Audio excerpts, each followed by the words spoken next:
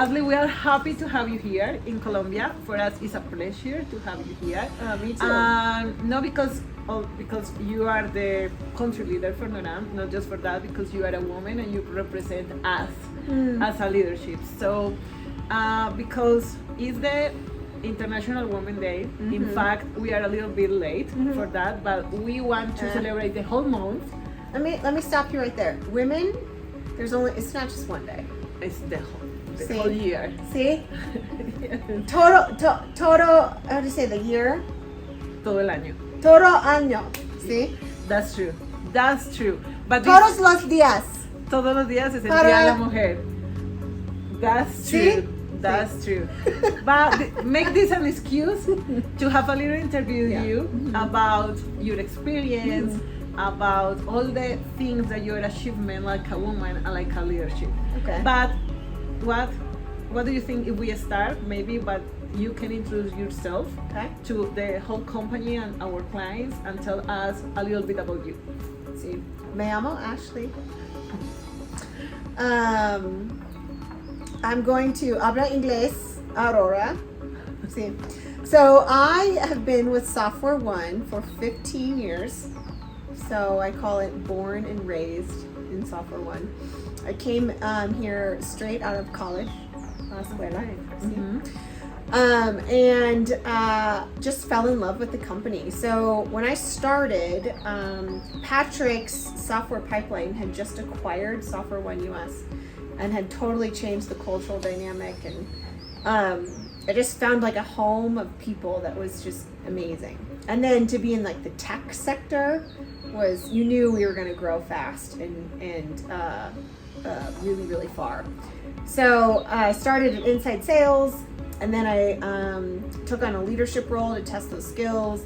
And then I had my first baby, my daughter Peyton, who's now 9. And after I had her, I was like, I want more ownership of my schedule, like my day to day. I didn't necessarily want to be in an office 9 to 5 every single day.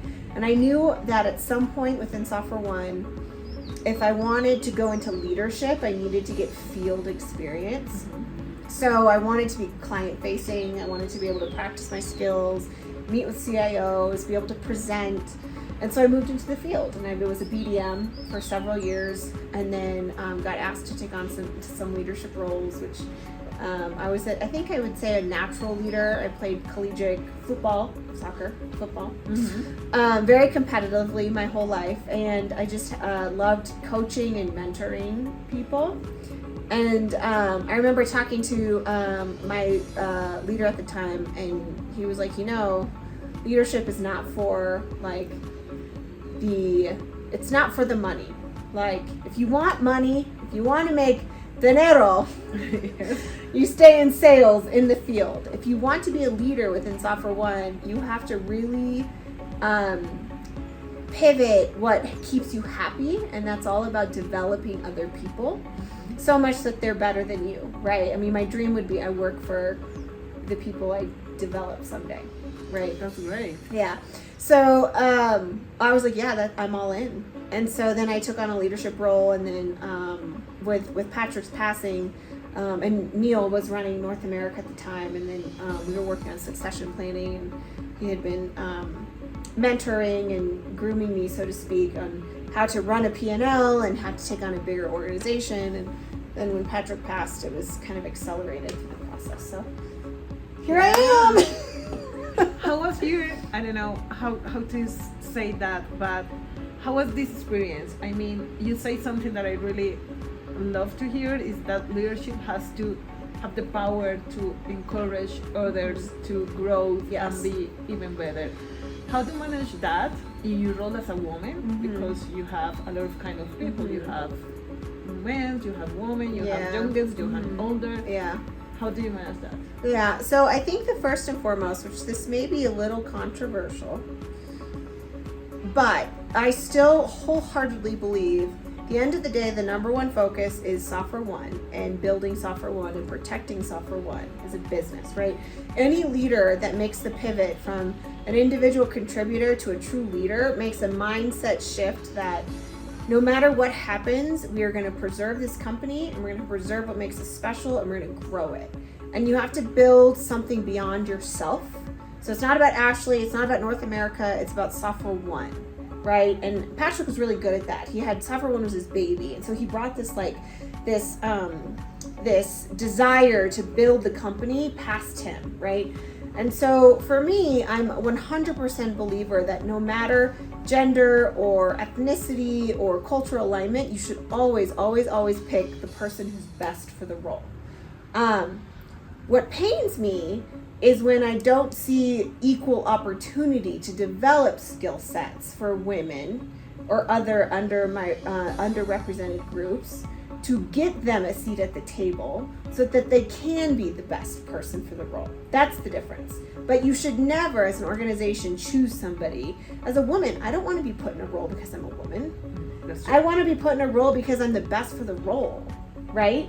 Otherwise, it's demeaning and it's hard to feel good about your promotion and your accomplishment.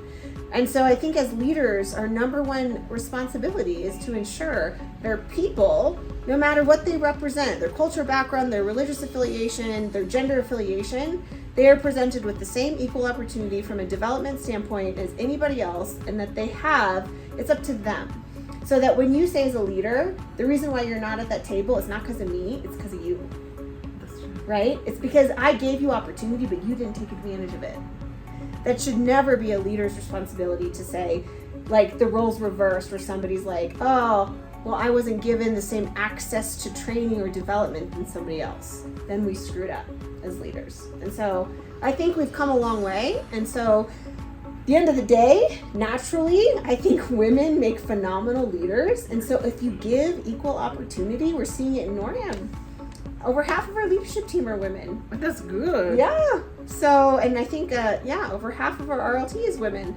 And so it's all about, like, it has nothing to do with necessarily your gender. It's about your capability and your potential and your strengths and your skill sets that you bring. Ashley, thank you so much. Yeah, we really thank you. appreciate. I'm going to ask you the last question, and it's going to be the last quote for our woman is, what advice will you give a woman in our industry who wants to advance in her career? No, the best advice. Well, I have two. Okay. Number one advice is build your own personal brand. So when somebody thinks of you as an individual, what do they think of? Do they think of excellence? Do they think of execution? Do they think of influence? Do they think of charisma? Do they think of analytical? You have to build a brand based off your strengths. And you have to build a brand based off excellence. So they don't think of you as a woman, they think of you as your ability to drive results in whatever role that is. And then the second would be raise your hand and say what you want. Find your voice, say what you want. If you want to run a team someday, say it. Could be tomorrow, could be in 8 years. But if you don't say it, if you don't put it out there, nobody knows. Nobody can read your mind. And I think we have a tendency to wait until we're called upon, which, by the way, is, if you're talking to allies and other sponsors, you should call on women, because that's natural for us to not raise our hand. That's something they could do. But on our own, raise your hand. Like, I want to do this. I don't know the timeline. I don't know the development I need. I don't know the training I need. I don't know when it will happen. But I do know I want that role, or I want to do that someday. And that's the best thing you could do for your career.